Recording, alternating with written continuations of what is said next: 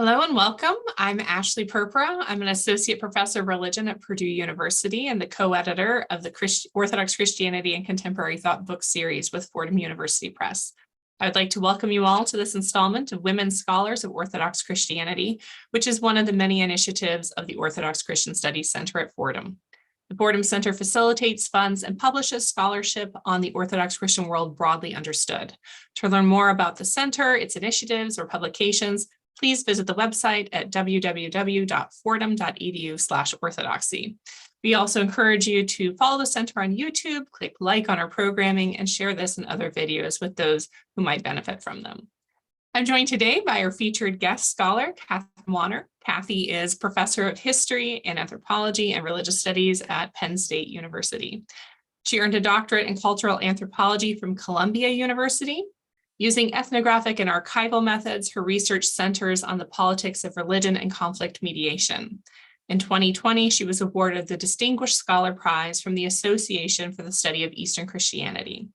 She is author or editor of 6 books on Ukraine and convener of the Working Group on Lived Religion in Eastern Europe and Eurasia.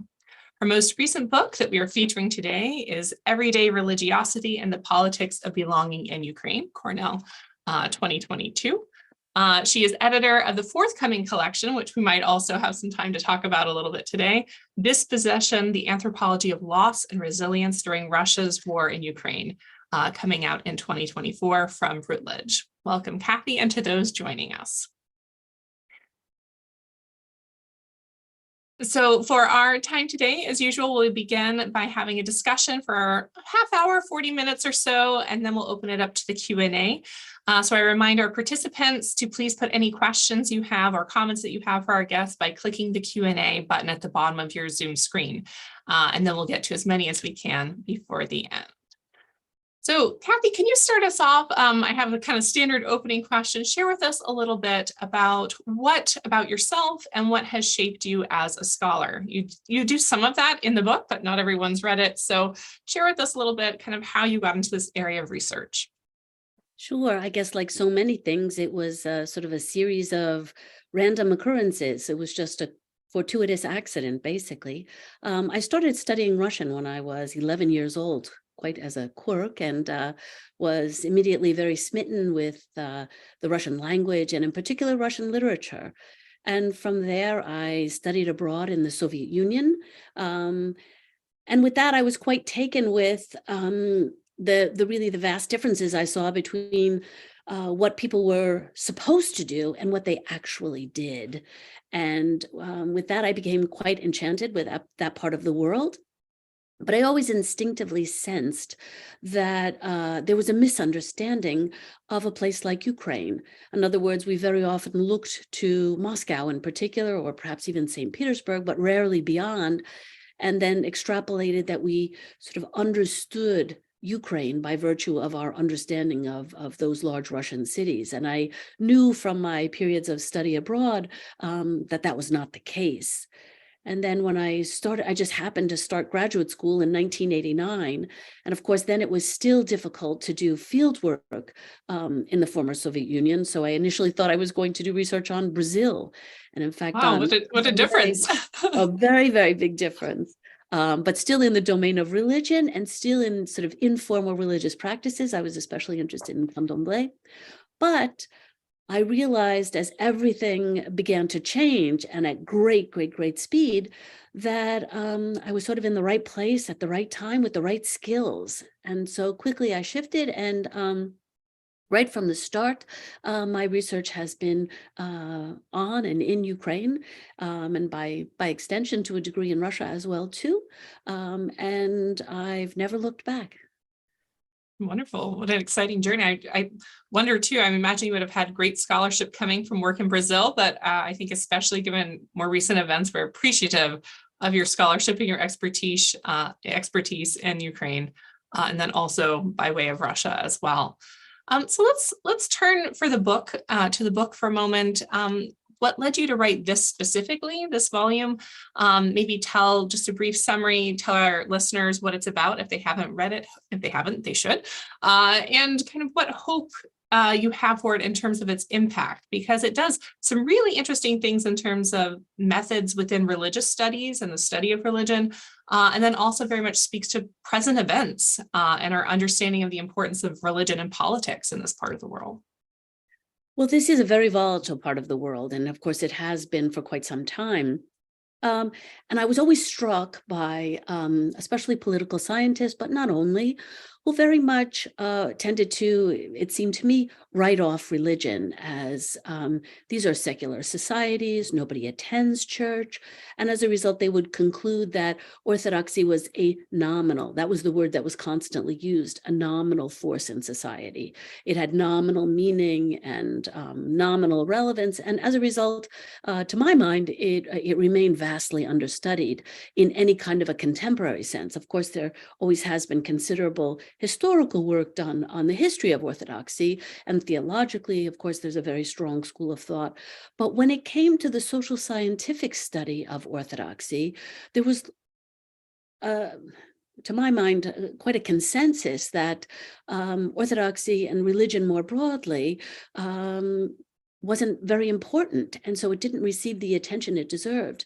I've often joked that I think we in Western scholars were very often the main consumers of all that atheist propaganda. I think we might have been the only ones who believed it.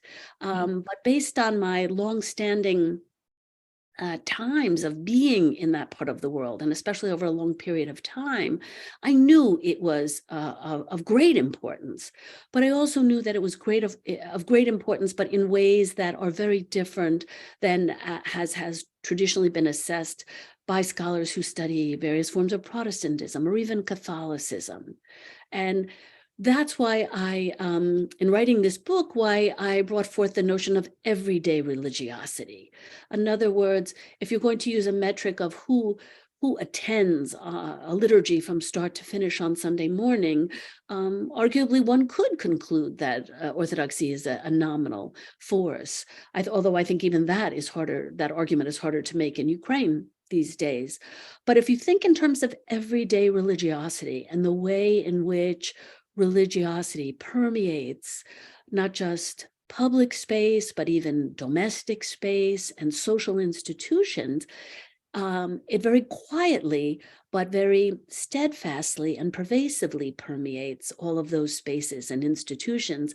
And for that reason, I was able to argue that this creates sort of an atmosphere of religiosity, which makes religiosity very, very relevant and very meaningful to, excuse me, all Ukrainians, even those who perhaps might see themselves as secular, or who perhaps might see themselves as non-practicing Orthodox believers. And I thought it was important to bring forth the ways in which Orthodoxy has become meaningful in the everyday lives of a great many Ukrainians. That's where the study is set. But I think in many respects, there are reverberations to other predominantly Orthodox societies. What struck me in kind of hearing that and reading the book was the way that we think about religion, like you said, maybe from a Protestant, like, do you attend church? Where people are maybe just popping into churches, or, we had kind of this controversy of formation of a new Ukrainian Orthodox Church. And we had people saying, I'm an atheist. You document this saying, I'm an atheist of the Kyiv Patriarchate, right? This type of intermingling with identity, with religiosity. And you have some beautiful pictures in the book too, that show the Theotokos in the subway station, right? Just this kind of all surrounding pervasiveness that people might not even identify necessarily as religion, but when you ask them about kind of their behaviors and the surrounding setting, then you start to see things that maybe we as scholars would say, well, here's this religiosity. Just fascinating, I think from our perspective. That's an excellent example. For the issue of granting a tomos of autocephaly to the Orthodox Church of Ukraine was something that was of immense interest. And I do write it in the book about people who claim they're steadfast atheists. They don't believe in anything. but they were very committed to seeing an Orthodox Church of Ukraine be created. They cared deeply about that. And that's an example of, I was intrigued by that. Why would someone who perhaps overtly claims they're not religious, they're not spiritual, has no intention of attending church, why would they still care so much that there was an independent Ukrainian Orthodox Church? And care they did. Yeah. And I think that's one example of the kind of puzzle that I try to unravel in this book. Yeah. Yeah, one of the most kind of prominent features that goes through each of the chapters is unpacking this category of being just Orthodox, right? So as much as people maybe are supporting an autocephalous Ukrainian church, there's also an emphasis on, well, we don't really care. We're not so invested, maybe as we would see if we look to Moscow or Kyiv or these places, right? We're not so concerned with who the church is headed by or which jurisdiction it's on. We're more concerned with our own everyday religiosity of pilgrimages or lighting candles or having memorials or these types of things. And we're going to go to those places no matter kind of who they're under. So, I mean, I gave kind of a very basic introduction there, but maybe could you help describe for us what it means to be just Orthodox? And then also, why is that politically relevant? How and why are people just Orthodox? That was another sort of motivating reason for writing this book. Statistically, of course, especially in this, especially tense moment over the creation of an independent church, there were incessant surveys as to, which church do you already belong to, the Kiev Patriarchate or the Moscow Patriarchate, or there was obviously a wide spectrum of choices. But one thing which I couldn't help but notice is that the numbers never added up. They never added up to 100. There was always a very significant omission of a significant block of the population. And I noticed that on those surveys that included an entry or a possibility of declaring oneself просто православный, as they said, it can be translated as either simply Orthodox, but I translated it as just Orthodox because in speaking with people, I understood for a great many Ukrainians who are answering those questions, they saw themselves as just Orthodox. In other words, they were acknowledging a very significant commitment to a confessional tradition, to Orthodoxy, but yet they were withholding a specific allegiance to either a church that was clearly associated with the Kiev Patriarchate at that time. This is prior to the Orthodox Church of Ukraine being created, or the Moscow Patriarchate. I mean, they specifically were refusing to ally with a particular Orthodox jurisdiction within Ukraine. And that's because the single largest block of people who identified as Orthodox identified as just Orthodox. And that was the case until 2021, when Russian forces were already amassing on the Ukrainian border. And then you see a rise in the number of people who proclaim an allegiance to the Orthodox Church of Ukraine.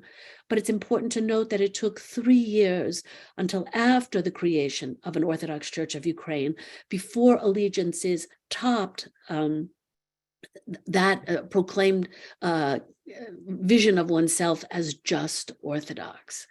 So I think, especially given the events that have since unfolded, it's important to note that I think prior to the war, that was by and large the attitude of most Ukrainians.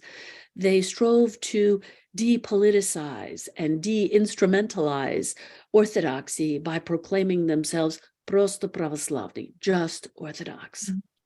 It brought to mind for me perhaps something that we haven't seen if we take the US Orthodox context as a kind of different case of kind of different overlapping Orthodox jurisdictions with some competition maybe in some places between them, that maybe there are some people that see themselves, they use maybe the term pan-Orthodox, or that they're just, I'm just American Orthodox. They kind of push back against this kind of ethnic identity, which is different from what we have in the Ukrainian situation, but still kind of interesting parallels. I think that it's interesting to kind of explore and think through that concept. But you do mention that now we've seen the numbers of people affiliating themselves with the Ukrainian church as being higher than this just Orthodox, and that being very recent. Have we also seen maybe in the the remaining, those that are under Moscow, do we see those shifts? I've heard people say that maybe they're now using more Ukrainian in service than Slavonic, or there's other ways that even though they haven't kind of switched jurisdictions, that they're showing more Ukrainianness in their Orthodoxy in those contexts. Have you come across that as well, or? Oh, yes. I mean, many, many things are changing. But I think one thing that is not changing is, once again, the importance of these vernacular religious practices. Mhm. I think the use of and the engagement in these kinds of informal practices is as strong as it's ever been, if not even more so. And it's important to note, or it seems to me, after doing extensive ethnographic research, what I argue in the book is that most Ukrainians are practicing Orthodox predominantly in this kind of informal sense that connects them to particular religious institutions, especially when it comes to a life cycle ritual such as a burial or wedding or baptism. But it also previously has allowed them to use a conviction or I should say an allegiance to Orthodoxy that allowed them to avail themselves of, let's say, pilgrimage visits to monasteries that might be allied with the other Orthodox Church. And so these informal practices allow people to be part of both religious communities at the same time. Of course, the situation has become very, very politicized because of the war.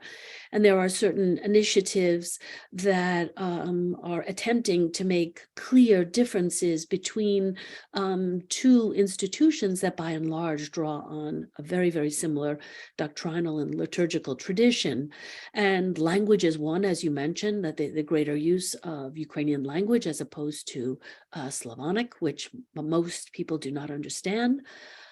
As well as the calendar. That's another very, very big issue, which, of course, once again, among Orthodox communities in North America, there's an awareness of how divisive that issue can be. Does one follow the Julian calendar, as one always has, or does one switch and move things 13 days and to be more in keeping with religious communities elsewhere in the world? And this is where we see, Ukrainians being a diasporic people, and some of the very important religious minorities in Ukraine, such as the Ukrainian Greek Catholic Church or the Protestants, they, of course, have co-religionists who are on the Gregorian calendar.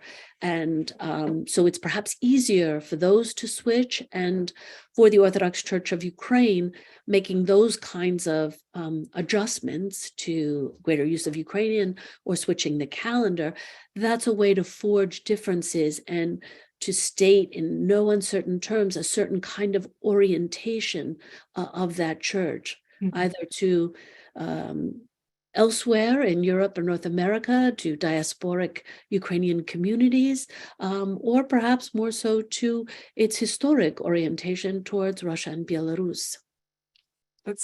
I was struck in reading that so both the kind of the intentional of those that identified as just Orthodox, the intentional, it's not that I don't understand kind of the religious politics, but I'm intentionally kind of taking a stand against that divisiveness. And now with the war, there's maybe a shifting of, now I am going to take maybe more a pro-Ukrainian side in ways that a few years previously I might not have been as invested in articulating. But you had one example in the book of, I think it was a young woman I think she was on one of the pilgrimages, and she went to take communion, and the priest asked, like, are you of the Moscow Patriarchate? And she just flat out lied, right? She had already told you previously, like, she wasn't.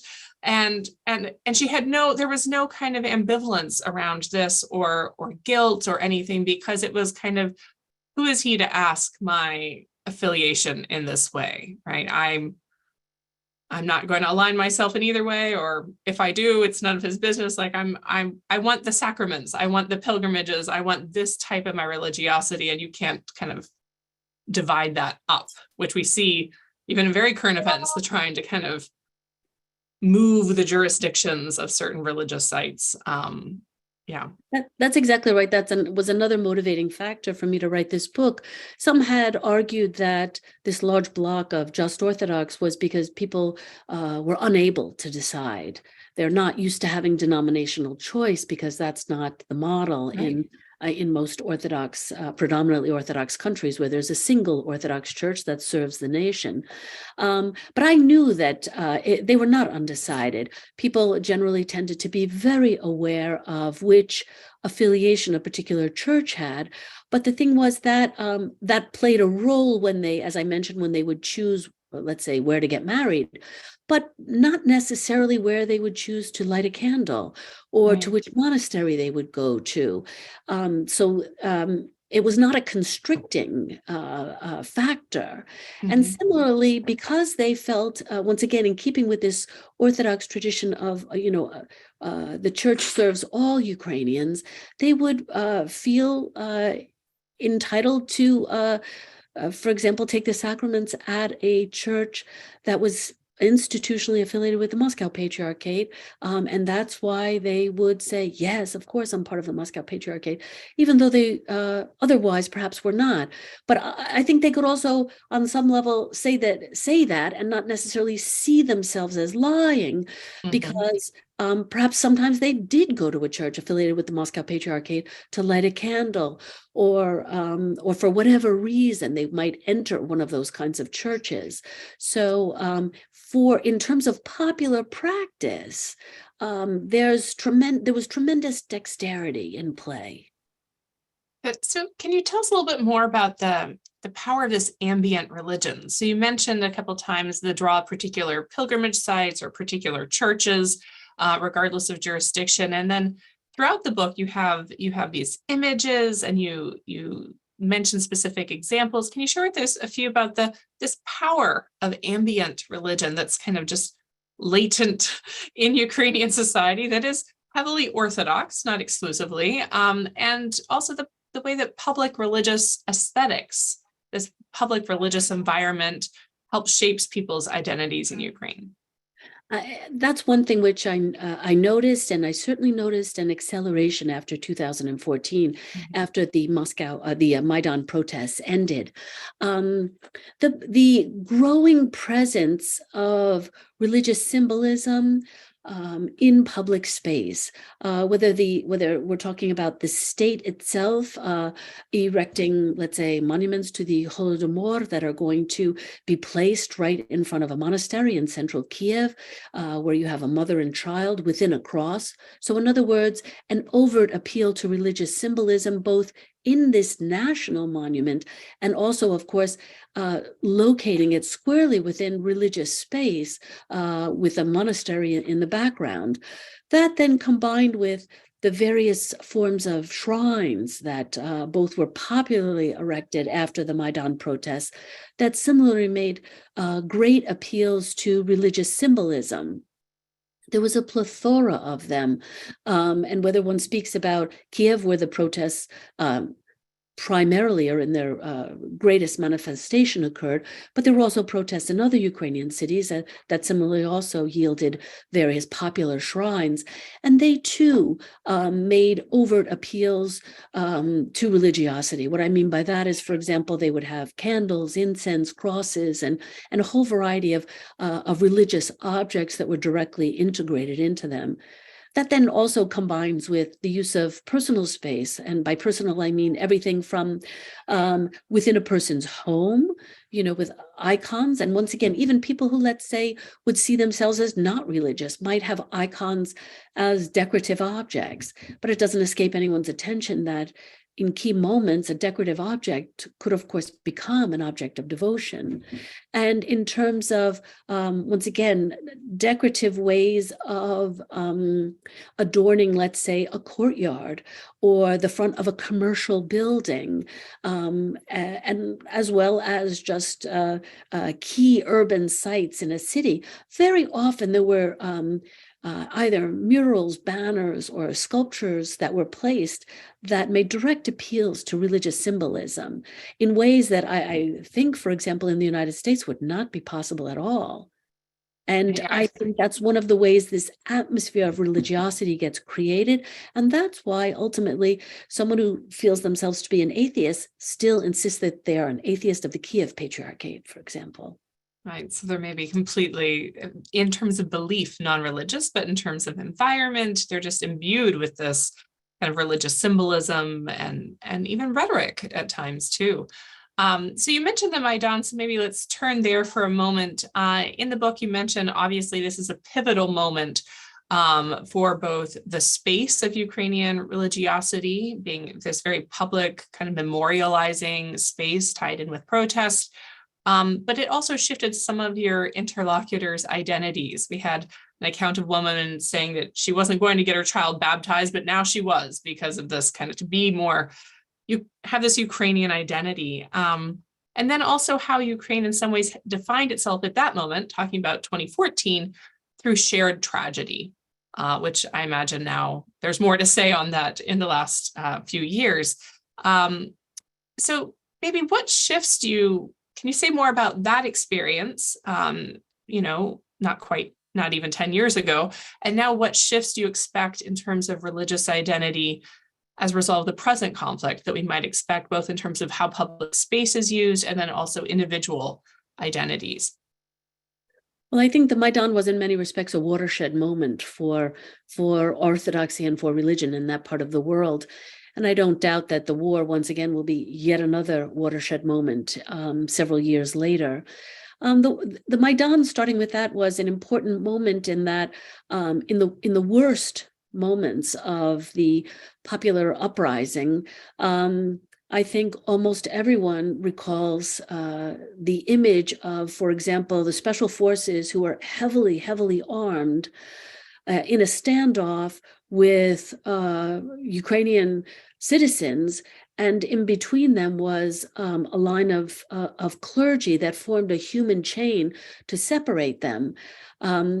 That was one especially vibrant illustration of not just the moral authority that the clergy wielded, but also it was a moment when, although there's a traditional pattern of the Orthodox Church working in concert with the state, this was an instance when the clergy of Orthodox, not just Orthodox, but clergy in general, were clearly on the side of the people. And we saw that in this moment of creating a human shield, and by creating ecumenical prayer tents, and by allowing a plethora of religious buildings, churches, cathedrals, everything from a large Lutheran cathedral to, of course, St. Michael's Monastery in Kiev, and the Roman Catholic Church. There's an enormous Roman Catholic cathedral also in close proximity to the Maidan. All of those church buildings opened their doors and once again served as hospitals, as feeding centers, as a place to sleep, a place to come in out of the cold. In short, we saw the Maidan where of a wide spectrum of religious institutions clearly stood on the side of the Ukrainian people and offered very, very tangible means of support that took a wide variety of forms. And on the heels of that experience, as of course soon thereafter began the hybrid war in eastern Ukraine that in 2014, and as we know, that has now accelerated to the full-scale invasion in 2022. And in that respect, then I think the importance of religion has only soared. Yeah, what struck me too was you're drawing attention to the way that there was some unity in these moments of crisis that we couldn't imagine in perhaps moments of peace, right? Shared prayers, liturgies between Orthodox of jurisdictions, but also Catholics, right? And even Protestant groups coming together in these moments. One thing that perhaps maybe you could say more about was this defining what it means to be Ukrainian in terms of one thing you noted from some of your interviewees was in terms of death, right there, or in terms of shared tragedy. This is what binds us. So how might then we envision a Ukrainian future that maybe is not? I mean, I think we're encountering that again, right? The atrocities that are being leveled at the Ukrainian people, and whole villages and things like this decimated. So how might, I mean, yeah, can you speak a little bit to how we might envision a future with that, the kind of the shared tragedy aspect as well? I think you're right about that. One can see from, once again, the Maidan, it was a moment that galvanized tremendous social solidarity and social allegiance that found a voice in ecumenicism and interfaith cooperation. And once again, that has been, in fact, intensified given the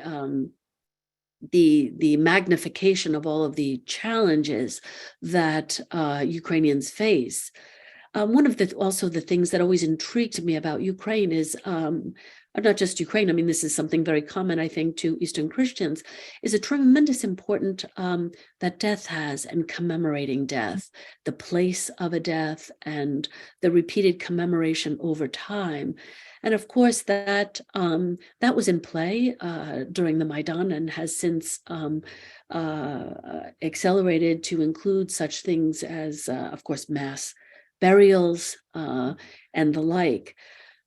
But all of those things, I think, have continued to not just forge national solidarity in the present, but I came to realize, and I argued in the book, it also begins to connect people to a certain place. So in other words, it creates certain horizontal forms of solidarity, but also vertical forms of solidarity, whereby you see yourself as connected to certain ancestors, people who came before you. And I think that's also one of the reasons why history in particular, and why the tremendous involvement of various religious institutions in articulating a historical narrative and war narratives today has become so important.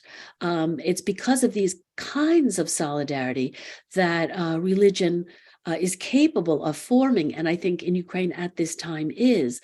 And that's how I began to look at what I call the politics of belonging in this part of the world. I think these kinds of ritualizations of death and the place of death, and repeatedly done over time, connects people not just to each other, but to their ancestors in the past, but also to a certain place. And I think this kind of goes to the heart of explaining the tremendous widespread civilian mobilization in defense of Ukraine that I think people such as Vladimir Putin significantly underestimated.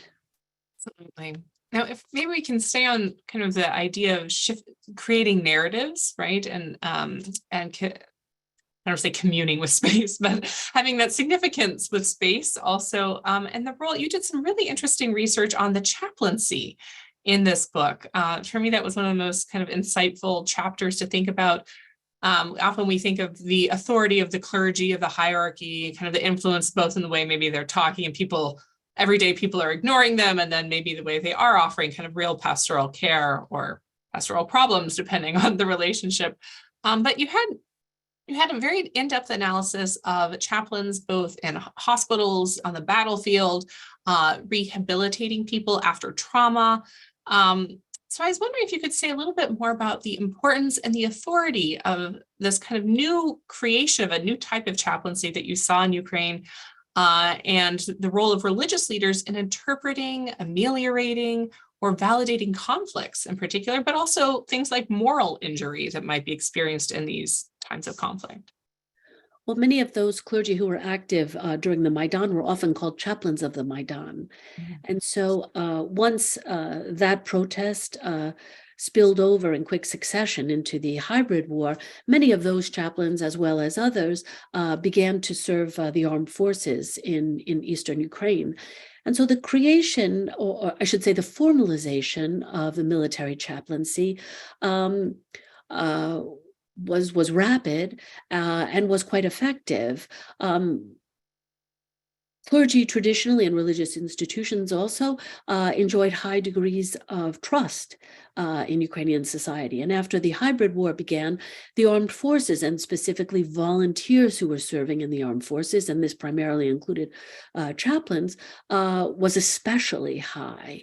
But this creation of a formalization and an institutionalization of the military chaplaincy was significant in two respects. First, it led to the integration of chaplains in a whole variety of public social institutions, starting first and foremost with, of course, like the border guards or in transportation hubs, but also, as you mentioned, in medical facilities, because, of course, a great many of the fighters in Eastern Ukraine came back injured, either PTSD or sometimes without arms, without legs. So the medical chaplaincy really rapidly expanded, as did the placement of chaplains in rehab centers. And there had already been a practice, but it really, once again, expanded and fortified, that placed chaplains in educational institutions and in a variety of social service institutions. So you have a tremendous expansion of the chaplaincy and a placement of religious clergy, primarily of an Orthodox background, but not exclusively, in a wide spectrum of social institutions. And once again, this was uncontroversial. It also added in a complication, because given that you've got the war, the hybrid war initially, and now a war against Russia, and you have, at that time, what had been the single largest religious institution in terms of, say, number of parishes, the Ukrainian Orthodox Church of the Moscow Patriarchate, this instantaneously forced the question, can priests who are affiliated with the Ukrainian Orthodox Church of the Moscow Patriarchate, an institution that is integrated into the institution of the Russian Orthodox Church, it has a certain degree of autonomy in its daily functioning, but ultimately the ultimate authority of that church is indeed the Moscow Patriarchate. And then the question arose, can such clergy serve in the armed as military chaplains? And the answer was no. So this created, of course, divisions within Ukrainian society at a time when they were already experiencing quite sharp divisions between Ukrainians and Russians, but it also garnered the attention of a variety of human rights organizations.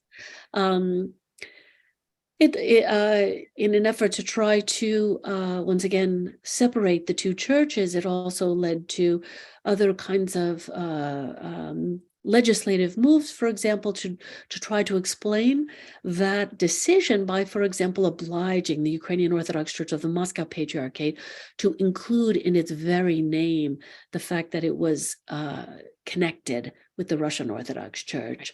And that was also similarly a very, very controversial move. So on one level, while the development and the formalization and expansion of a military chaplaincy was largely applauded and led to the expansion of chaplains in a whole variety of social institutions, it also created these very, very controversial moments. Mm-hmm. Which I think we're still seeing, even in terms of monasteries or clergy, not on the battlefield, not in kind of this clear, who are you most allegiant to, right? Is it a political figure? Is it a religious figure? But we're seeing this still kind of conflict in terms of, can you be under Moscow and serve in Ukraine as a priest, as a monk, right? And have that type of dual identity. And I think overwhelmingly the shift has been perhaps no, right? That this is not going to be something that's well received or supported, and will always leave kind of a question mark there. So I think that's largely driven by much of the rhetoric coming from Patriarch Kirill, who is a vigorous supporter of the war, which then has led to considerable pressures from the laity and many parish clergy to make explicit the relationship of the Ukrainian Orthodox Church of the Moscow Patriarchate with the Moscow Patriarch. Yeah, and perhaps especially now that there is an autocephalous Ukrainian Orthodox Church that people could say, and I don't know, maybe you can speak to this, how is this received on the ground in Ukraine? But for some people, it seems like, well, you have an option, so why don't you just go to the other church? So maybe you can say more, maybe this again gets to this kind of just Orthodoxness, why people who would see themselves as being allegiant to Ukraine would still want to go perhaps to a church or a monastery or a pilgrimage site that's under or has historically been under Moscow. Yes, this is it's sort of counterintuitive, but one of the reasons why this is such a difficult issue is because I do believe there is some sincere, heartfelt commitment to churches of the Ukrainian Orthodox Church, of the Moscow Patriarchate. But of course, it's not driven by any kind of allegiance to Patriarch Kirill or to Vladimir Putin or anything of that nature. But I believe people have, it's at once very localized and very confessional. What I mean by that is I think many people feel a genuine allegiance to a particular local church, perhaps because of personal involvement, perhaps their parents helped renovate it. Perhaps that's, once again, where their children were baptized. And of course, the Ukrainian Orthodox Church was, in the whole post-Soviet period up until very, very recently, the only Orthodox church that was operative canonically within Ukraine. And so this drove some people to choose that church for baptisms and the like. And so I think while people perhaps are not necessarily determined to maintain a commitment to the Moscow Patriarchate, and specifically Patriarch Kirill, they are perhaps very loyal to a particular church community. And I believe they are very loyal to a certain confessional tradition. And so that it's the confessional tradition allegiance that brings them into these debates and creates an invested interest in these kinds of debates, and an allegiance to a local parish community or a specific church or a specific place that they consider sacred and meaningful to them, that then once again drives an invested interest in the fate of those religious institutions. Absolutely, and it'll be interesting to see how that continues, over the next maybe few years, how that shifts, how people identify and what institutions are kind of run by which jurisdictions, and how that changes over time. I want to remind our participants that you're welcome to put questions in our Q&A box, and we'll get to those in just a few minutes. But before we do, since this is a webinar about women scholars of Orthodox Christianity, I'd like to ask you a question about your research about gender. So did you find in your research for this book, or perhaps your newer projects, are there particularly gendered ways of being just Orthodox? You mentioned in the book that there were more women on your pilgrimage. Sometimes people referred to kind of their lineage in maternal terms, that their grandmother or the mother, or even the idea of the church being a maternal figure was very prominent. So I was just curious if there's more you could say about women's particular religiosity, or anything, distinctions you notice along gendered lines. Well, the Soviet period, of course, meant that any kind of expressions of religiosity had to be done out of public space. I mean, the goal was that they were not visible to state authorities. That's not to say people didn't, on some level, acknowledge and practice religion or engage in a recognition that, for example, it's almost Easter, things of that nature. But they had to do it quietly and privately. And that meant very often at home or via food or as I mentioned earlier, objects or certain ways in which they dress. And so in this sense, this involves women. And given the predominance of these informal religious practices, I think they open up a space whereby women can not only engage in them, and especially given their episodic nature, it calls for sort of a time-limited kind of engagement, and which very often the case of, let's say, pilgrimages, forms a community, but it's a temporary community that comes together for the sake of pilgrimages, and then after the pilgrimage is over, it disbands. But there is, it struck me that there's a preponderance of women that go on pilgrimage, and it's a preponderance of women who handle the logistics of organizing those pilgrimages. But the logistics, of course, doesn't just mean transportation and the like. Very often that's spilled over into instructing people on how to dress when one goes to a monastery, and when there's going to be a moment of bathing in a sacred spring or a sacred pool, how one does that, why one does that, what's meant to be the benefit of it. So women end up, in fact, being very often in positions of instruction. And so they don't have the same kind of credentialed, formal authority positions that allow them to perform certain kinds of instruction. But in terms of these vernacular practices, which are so prevalent, I think women play an outsized role. For example, also when it comes to placing prayer requests, very often it's women who place the prayer requests. They might place them with monks who are male, but it's the women who do it. And that can be, a way of caring for their family. It's an extension of strengthening and healing and otherwise taking care of one's kin, neighbors, and friends. But that very often has a very prominent gendered component to it. Yeah, the scene in your book about there was, I think, 2 women who went to the monastery that didn't have the right kind of modest clothing. They weren't prepared, and they were kind of instructed by this other woman about, here's a scarf, here's a shawl to tie around your waist. But I think for me that kind of episode, that role of women instructing other women, also kind of raised the question, what's the motivation for, maybe we have more women, you mentioned maybe care of their family, care of their, concerns about reproduction or marriage or even finances, kind of pursuing these individual questions.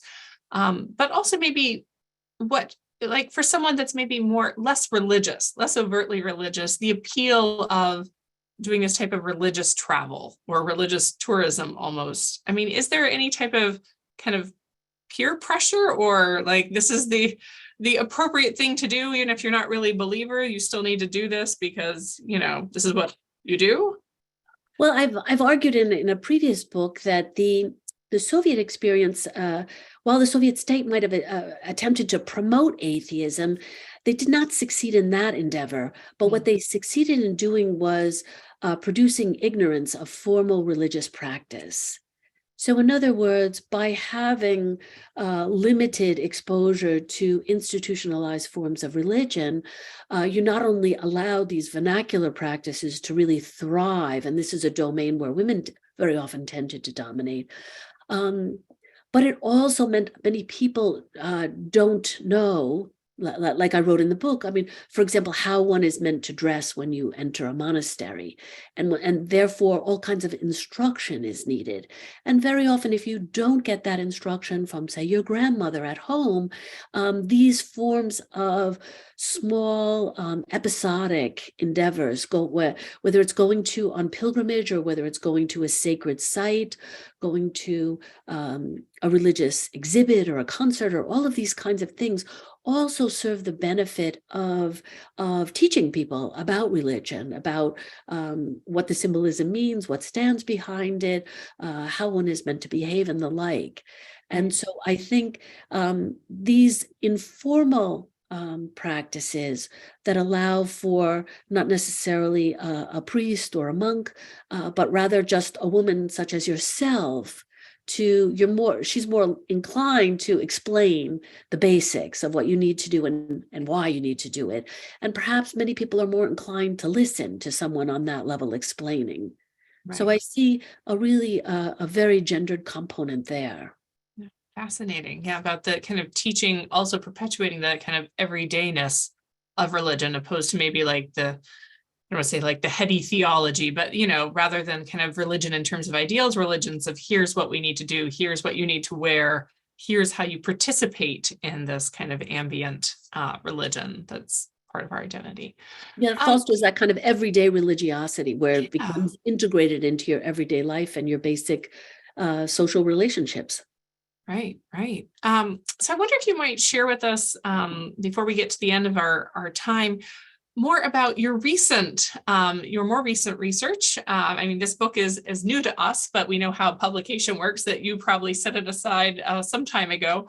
And now that you have a forthcoming book coming out, or an edited volume next year. So tell us about what you're working on now and what the volume will be about when it comes out.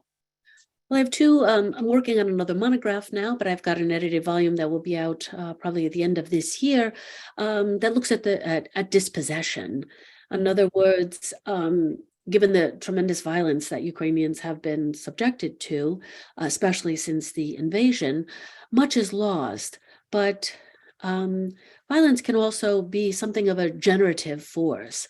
And so we're looking at what is emerging on the ruins of a variety of social institutions, or something as simple but as very, very important as one's understanding of time, for example, and of place. So that's what that edited volume looks at, the sort of generative force of the dispossession that has been unleashed by this war. The monograph I'm working on focuses on healing, and in particular, much needed. I think if nothing else, we can say we have a population that is 100% traumatized. And so all kinds of healing is needed. And I was, of course, particularly struck, as many were, for example, at the tremendous numbers of refugees that left Ukraine, but left with their pets in tow. Wow. Everything from, children that put their pet turtle in their lunchbox, to a woman who brought her horses one by one, walking them to the Polish border, across the Polish border. And so I want to do a book on healing, and specifically the interaction with animals as a healing, the healing capacities of that kind of human-animal interaction, and specifically how it might relate to the cultivation of empathy. Once again, we very often tend to empathize more with animals sometimes than we do with humans. We project a certain innocence onto animals and then see the injustice of making them suffer. And sometimes we don't give other humans that benefit. But I'm hoping via the cultivation of empathic impulses and feelings of empathy that start on that level, that can be both a healing and an empowering force that can quell some of the social tensions that have already been created among Ukrainians, and no doubt will also erupt among Ukrainians. And that will then be the prelude to tackling the very, very important job of then cultivating or restoring the relationship between Russians and Ukrainians, because there is no getting around the fact that Russians and Ukrainians share a very, very large border, and neither country is going anywhere, so they will forever be neighbors. I mean, that's such profoundly important work. And I think every little bit, not that your book will be a little bit, it'll be a significant bit, but every kind of approach, whether it's through animals and empathy that we can use to develop how to repair or heal or kind of rebuild in a way that's a sustainable future, will be so significant. One thing that struck me in the book that we were discussing was you mentioned also the involvement of monasteries as being also sites of kind of transition for combatants coming back into civil society as this liminal place. And I wonder if we might also see more of that, or if the monastic communities are now kind of two contested sites. I don't know if you have any thoughts on, will we see that develop, or will that just be kind of, that was one chaplain's approach, but not maybe a widespread? That's certainly was a chaplain's approach. And by the way, going back to the whole aspect of gender, I think he's picking up on a practice well established by many women, that when healing is needed of oneself or of one's family, you go to a monastery so as to secure that kind of healing. That a monastery, given the sacred properties of that space, is conducive to healing. I think potentially we could see an expansion of that. As no doubt many of your listeners know, there is a period now of transition occurring. It has already started with the Kiev-Pecheska Lavra.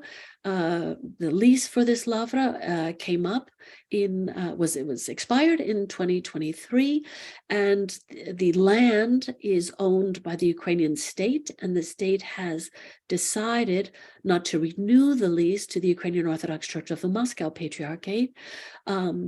And of course, this past Christmas was the first time that the Orthodox Church of Ukraine celebrated a liturgy at the monastery. But having opened up this legal means via non-renewal of leases, there are, of course, other monasteries whose lease comes up.